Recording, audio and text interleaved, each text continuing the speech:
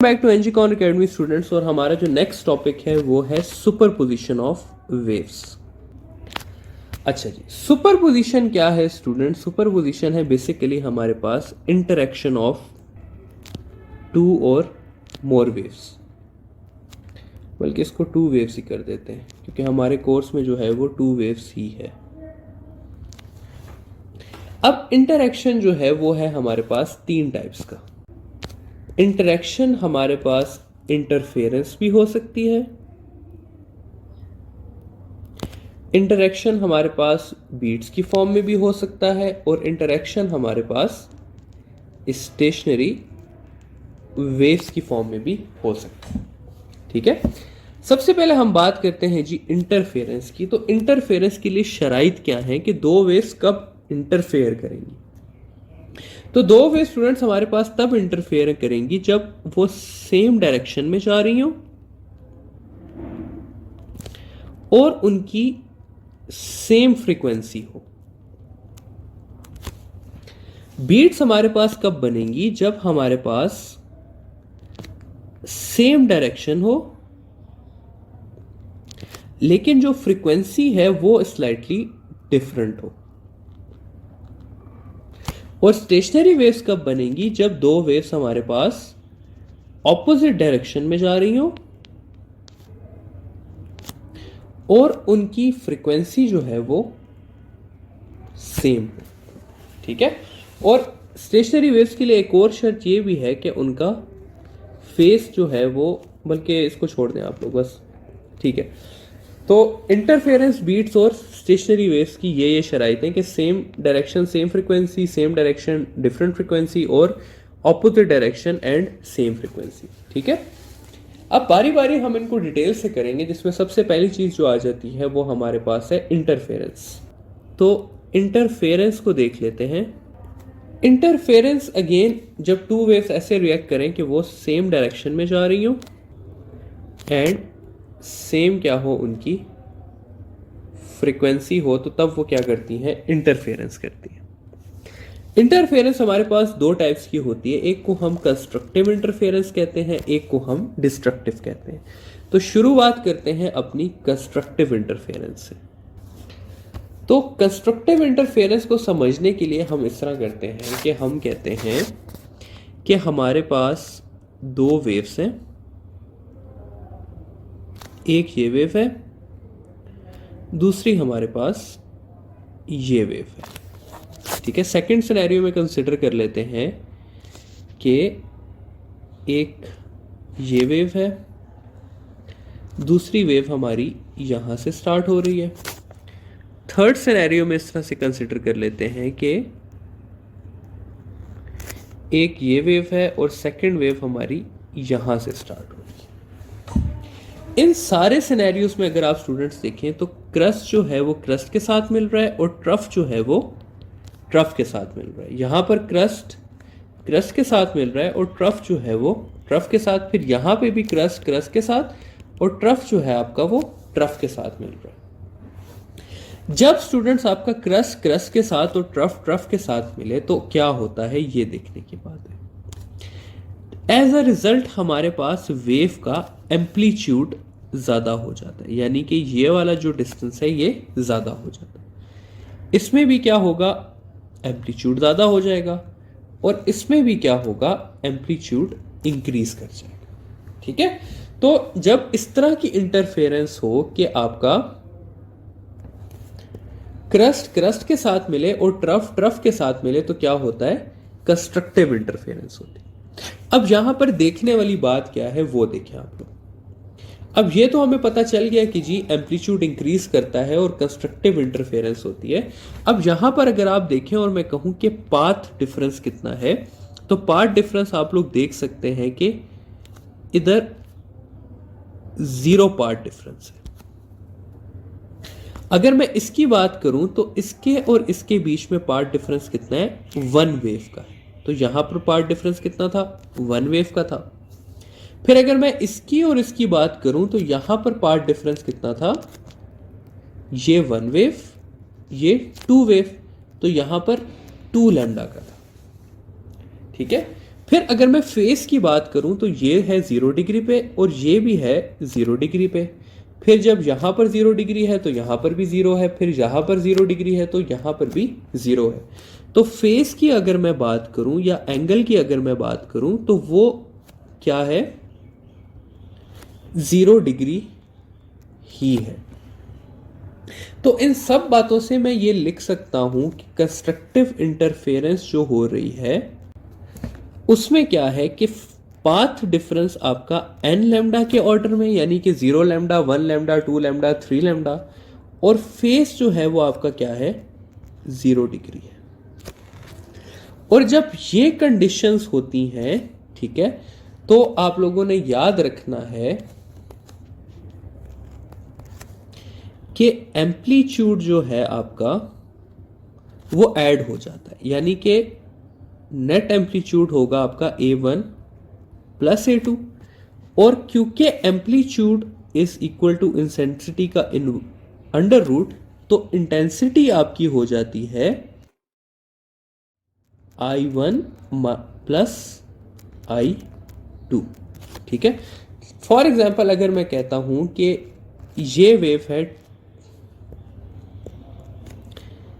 इस वेव का एम्पलीट्यूड है 2 सेंटीमीटर और इसका है 3 सेंटीमीटर, तो रिजल्टेंट का एम्पलीट्यूड कितना होगा, तो 2 + 3 कर देंगे, आंसर आपके पास 5 आ जाएगा।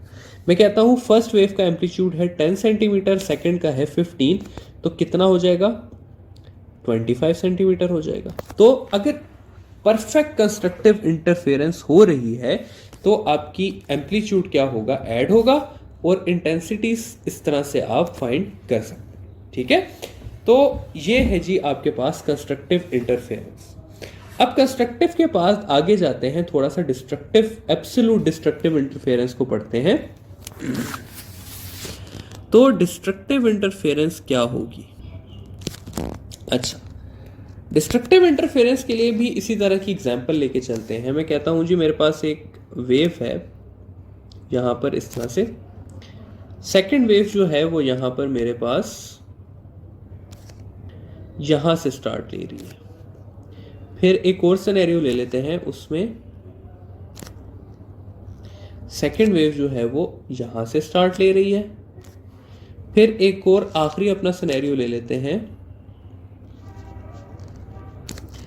उसमें मैं कह देता हूं जी कि वेव मेरे पास स्टार्ट ले रही है यहां से।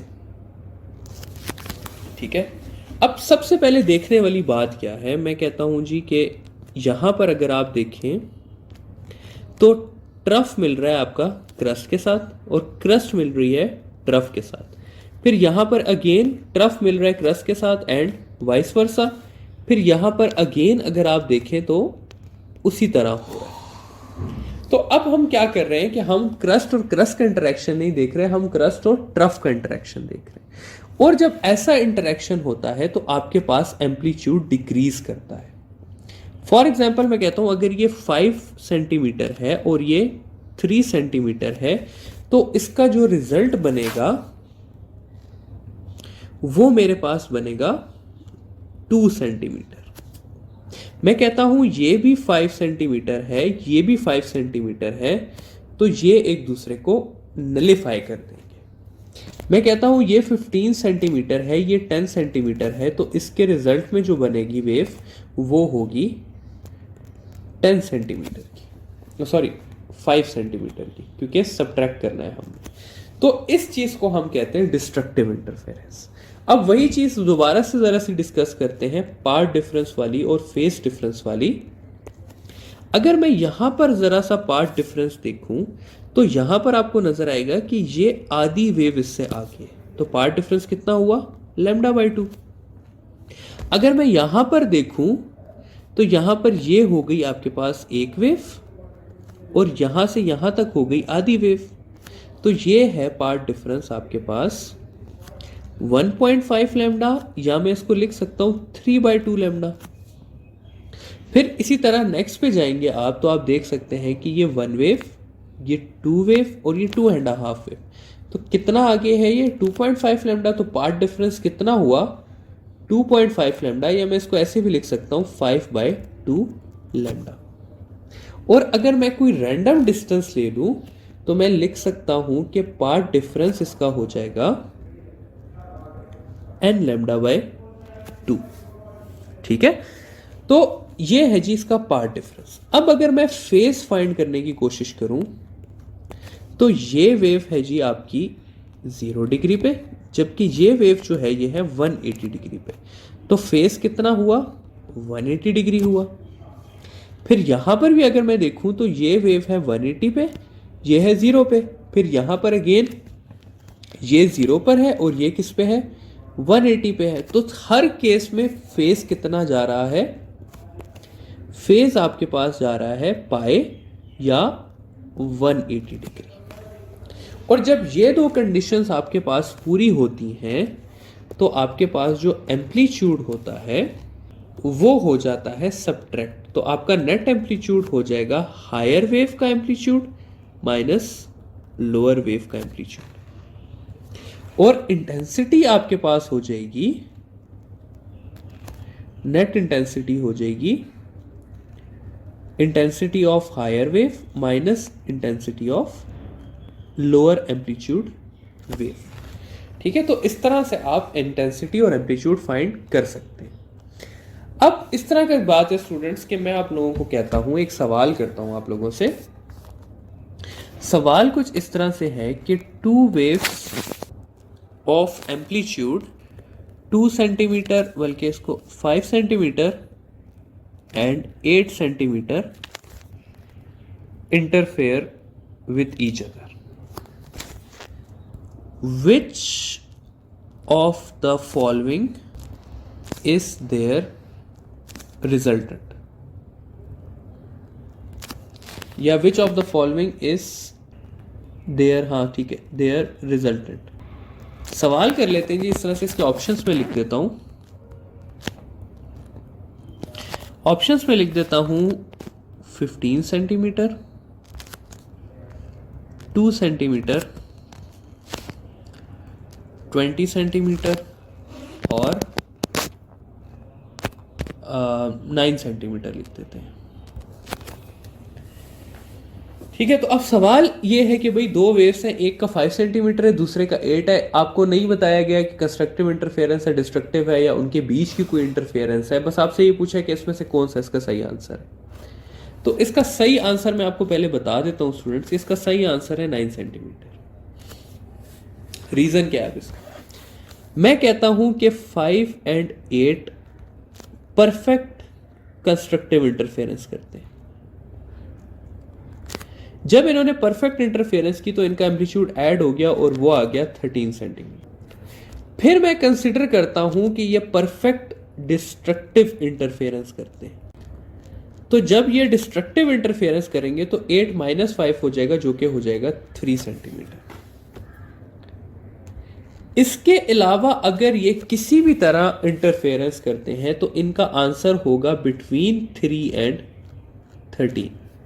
अब अगर आप पहले ऑप्शन को देखें तो 15 सेंटीमीटर 13 से ऊपर है, 2 सेंटीमीटर जो है वो 3 से नीचे है, और 20 सेंटीमीटर अगेन 13 से ऊपर है। सिर्फ एक ही ऑप्शन ऐसा है जो इनके बीच में लाया कर रहा है, और वो है 9 सेंटीमीटर।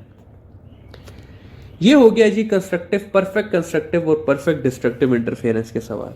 अब सवाल ये पैदा होता है स्टूडेंट्स कि ऐसा भी तो हो सकता है कि दो वेव्स इस तरह से इंटरैक्ट कर लें। मैं कहता हूं एक वेव आपके पास ये है और दूसरी वेव जो है वो आपके यहां से स्टार्ट हो रही है। मैं कहता हूं कि ये वेव जब 0 डिग्री पे थी तो ये वेव 60 डिग्री पे थी। अब क्या होगा?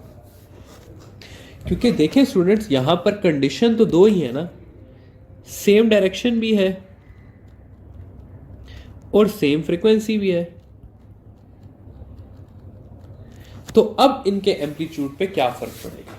तो जब भी स्टूडेंट्स आपके पास 0 या 180 के अलावा कोई एंगल दिया हुआ हो तो आप लोगों के पास एम्पलीट्यूड फाइंड करने का ये फॉर्मूला है कि एम्पलीट्यूड जो होगा आपका वो हो जाएगा अंडर रूट A1 का स्क्वायर प्लस A2 का square plus A1 A2 cos of theta. तो इस फॉर्मूले से आप एम्पलीट्यूड फाइंड कर सकते हैं, ठीक है। फॉर एग्जांपल अगर इसी की बात करूं, मैं कहता हूं कि मैं एक 5 और एक 2 सेंटीमीटर की वेव्स को 60 डिग्री पे इंटरफेयर करती है, तो इनका क्या आंसर होगा ये हम देख लेते हैं। तो ये हो जाएगा मेरे पास 5 का स्क्वायर हो जाएगा 25 प्लस 2 का स्क्वायर हो जाएगा 4 प्लस 5 इंटू 2 हो जाएगा 10 और कॉस हो जाएगा 60। कॉस 60 हमारे पास होता है हाफ, तो ये हो जाएगा मेरे पास 29 प्लस 10 इंटू 0.5, या मैं इसको लिख सकता हूँ 29 प्लस 5, तो ये हो जाएगा अंडर रूट 34, ठीक है। तो ये इसका आंसर आ जाएगा। अब एम्पलीट्यूड की जगह अगर मैंने इंटेंसिटी का मुझसे सवाल कर लिया जाए, तो इंटेंसिटी की इक्वेशन कुछ इस तरह से हो जाएगी कि नेट इंटेंसिटी आपके पास आ जाएगी I1 plus I2 plus 2 under root I1 I2 cos of theta, ठीक है। तो इंटेंसिटी इस इक्वेशन से आप सॉल्व कर सकते हैं और एम्पलीट्यूड ऊपर वाली से, अगर आपको कोई रैंडम एंगल दे दिया जाए। तो यहां पर इंटरफेरेंस हमारी एंड होती है। अब हम जाएंगे बीट्स के टॉपिक पे।